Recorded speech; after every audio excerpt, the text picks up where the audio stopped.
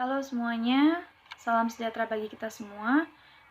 Kami dari kelompok 4, kami akan mempresentasikan hasil diskusi kami yaitu tentang aliran-aliran pendidikan. Di kelompok ini beranggotakan saya, Ruth Karentika Manulang sebagai moderator, kemudian Dita Moriska dan Syafira Lutfi.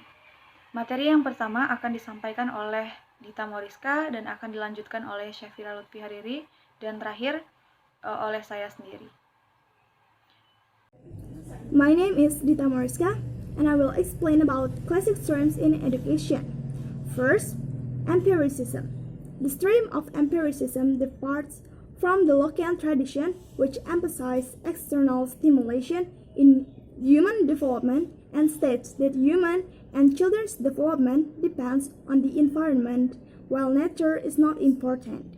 Maksudnya, aliran empirisme bertolak dari Lockean tradition yang mementingkan stimulasi eksternal dalam perkembangan manusia dan menyatakan bahwa perkembangan manusia dan perkembangan anak tergantung kepada lingkungan, sedangkan pembawaan tidak dipentingkan. Pengalaman yang diperoleh anak dalam kehidupan sehari-hari didapat dari dunia sekitarnya yang berupa stimulan-stimulan. Nah, stimulasi ini berasal dari alam maupun diciptakan oleh orang dewasa dalam bentuk pendidikan. The second is nativism. Idris 1992 explained that nativism comes from the Latin nativus, which means born. One of the features of this genre is Arthur Schopenhauer. The essence of his teachings is that one's development is a product of one's innate factor in the form of talent. Maksudnya, aliran nativisme bertolak dari Leibnizian tradition yang menekankan kemampuan dalam diri anak, sehingga faktor lingkungan termasuk faktor pendidikan kurang berpengaruh terhadap perkembangan anak. Hasil perkembangan tersebut ditentukan oleh pembawaan yang sudah diperoleh sejak kelahiran. Lingkungan kurang berpengaruh terhadap anak dan pendidikan anak. 3. Naturalism. This flow grew in the 18th century, precisely in 1712 to 1778, which was pioneered by J.J. Rousseau. This school argues that education only has an obligation to provide opportunities for children to grow on their own. Education to be precise left to nature. Education can only be kept in order of that nature, but the children do not become damaged by public interference. Jadi aliran ini berkembang pada abad 18, tepatnya pada tahun 1712 sampai dengan 1778, yang dirintis oleh J.J. Rousseau. Sekolah ini beralasan bahwa pendidikan hanya memiliki kewajiban memberikan kesempatan kepada anak untuk tumbuh sendiri. Pendidikan tepatnya diserahkan kepada alam. Pendidikan hanya dapat dilakukan dalam tatanan alam itu, dan anak tersebut tidak menjadi rusak karena campur tangan publik. Jadi aliran ini hampir sama dengan aliran nativisme, yang mana aliran ini mengatakan segala sesuatu adalah baik ketika dia baru keluar dari alam, dan segala sesuatu menjadi jelek ketika ia sudah berada di tangan manusia. Karena apa? Karena manusia itu dianggap memperburuk keadaan. Contohnya saja, ketika seorang anak bermain pisau, maka dalam teori ini mengatakan jangan diingatkan, biarkan saja anak itu bermain pisau, nanti pisau itu akan melukai dirinya sendiri. Jadi kalau anak itu sudah terluka, baru dia akan sadar bahwa pisau itu tajam dan tidak boleh untuk bermain. Nah, teori ini mengatakan bahwa alamlah yang akan menghukumnya, jadi manusia tidak perlu ikut campur. Next, fourth, convergence.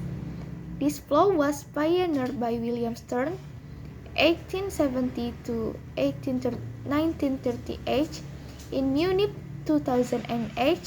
The essence of the teachings, the convergence flow, is that of talent, nature, and environment, or experience, which determines the personal formation of a person. Every person is a result convergence of internal and external.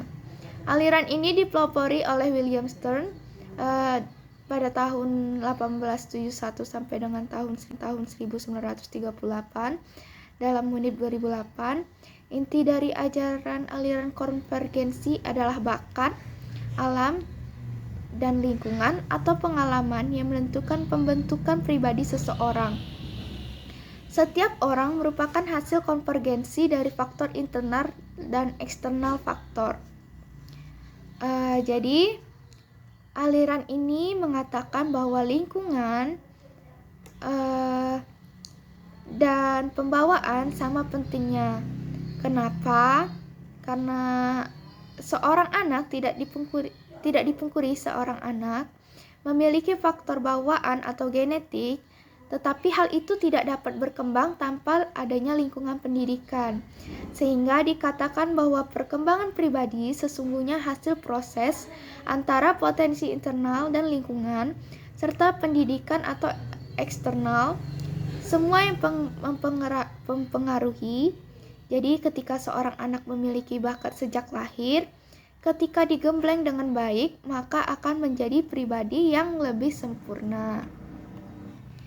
Next, essentialism. Essentialism is education based on cultural value that have existed since the beginning of human civilization. Essentialism adalah pendidikan berdasarkan nilai-nilai budaya yang telah ada sejak awal peradaban manusia. Esensialisme secara etimologi berasal dari bahasa Inggris, yaitu esensial yang berarti inti atau pokok dari sesuatu, dan kata isme yang berarti aliran atau mazhab. Aliran esensialisme ini merupakan aliran filsafat pendidikan yang ingin kembali kepada kebudayaan-kebudayaan lama sebagai warisan sejarah yang telah membuktikan keunggulan dalam kebaikan-kebaikan bagi kehidupan manusia. Contoh mudahnya yaitu seorang guru. Guru merupakan model untuk para peserta didik. Sebagai model, contoh yang baik untuk ditiru oleh para peserta didik. Peranan guru di sekolah bagi peserta didik adalah memelihara dan menyampaikan warisan budaya serta sejarah pada generasi milenial atau peserta didik, seperti mewariskan budaya disiplin, yaitu guru harus menjadi panutan. Misalnya guru tidak datang terlambat dan berpakaian sopan. Okay, the next material will be explained by me. I'll explain about the two mainstream of education in Indonesia. The first is Perguruan Kebangsaan Taman Siswa. Perguruan Kebangsaan Taman Siswa was founded by Ki Hajar Dewantara on July 3rd, 1932 in Yogyakarta. Namely in the form of foundations. A. The principles of Taman Siswa. First, that everyone has the right of assistance to the publications of unity in public life. And then, second, that a warning must provide useful knowledge in the sense of being physically and mentally independent. Third, that the warning must be based on cultural and nationality. Fourth, the people were founded should be broad so that they can reach all people. Fifth, whereas as living situations with one's own strength, it must absolutely be necessary to pay for all the efforts. And then, that in educating children, it is necessary to have physical and mental clarity to ignite all personal interest for the safety and happiness of children. Then, added with the principle of independence, the principle of natural nature, the principle of culture, the principle of nationality, and the principle of humanity. And B is the purpose of Taman Siswa. First, as the cultural struggle against and the development of an orderly and peaceful society. Second, develop students to become human beings who are inner and outer independence, have noble mind, and are physically healthy to become useful members of society and are responsible to the harmony of the nation, homeland, and humans in general. Artinya adalah Taman pendidikan di Indonesia, satu itu perguruan kebangsaan Taman Siswa. Perguruan kebangsaan Taman Siswa didirikan oleh Ki Hajar Dewantara pada tanggal 3 Juli 1932 di Yogyakarta, yaitu terbentuk yayasan. Sebuah prinsip-prinsip Taman Siswa diantaranya, satu, bahwa setiap orang berhak menjadi asisten publikasi persatuan dalam kehidupan publik. Yang kedua, bahwa peringatan harus memberikan pengetahuan yang berguna dalam arti mandiri secara fisik dan mental. Yang ketiga, bahwa peringatan harus didasarkan pada budaya dan kebangsaan. Yang keempat, umat yang didirikan haruslah luas sehingga bisa menjangkau semua orang. Kemudian, bahwa sebagai situasi hidup dengan kekuatan sendiri, mutlak perlu untuk membayar semua upaya yang Anda lakukan. Kemudian, bahwa dalam mendidik anak perlu adanya kejernihan fisik dan mental untuk menyulut segala kepentingan pribadi demi keselamatan dan kebahagiaan anak.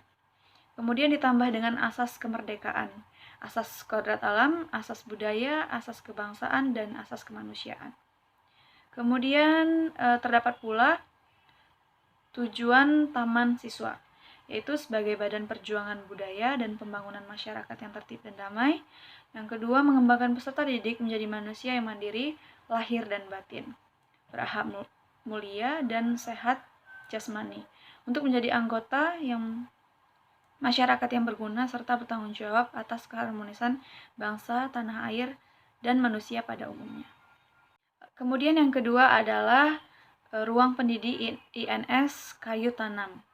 Ruang pendidik INS Kayu Tanam was founded by Muhammad Jaffe on October 31st, 1926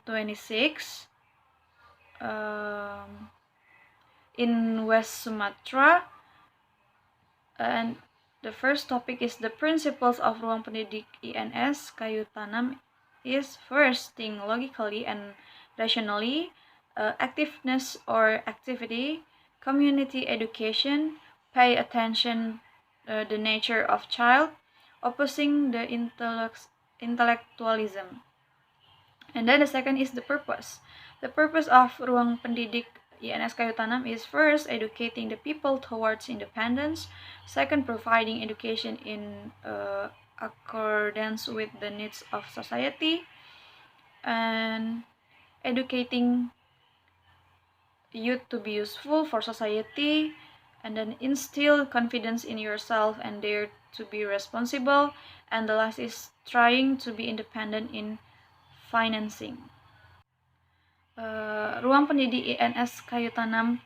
Ruang Pendidik INS Kayu Tanam ini didirikan oleh Muhammad Jaffe pada tanggal 31 Oktober 1926 di Kayu Tanam, Sumatera Barat. Terdapat pula yang pertama yang dibahas itu sebuah prinsip dari Ruang Pendidik INS Kayu Tanam.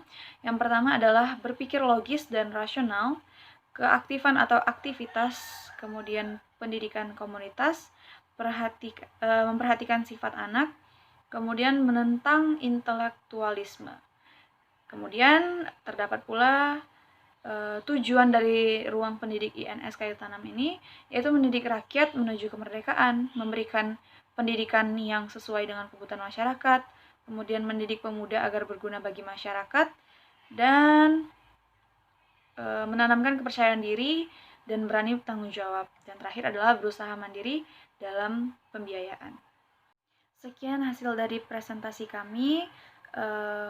Kami harapkan kepada teman-teman bisa menerimanya dengan baik. Terima kasih telah memperhatikan dan menonton video ini. Kami ucapkan terima kasih.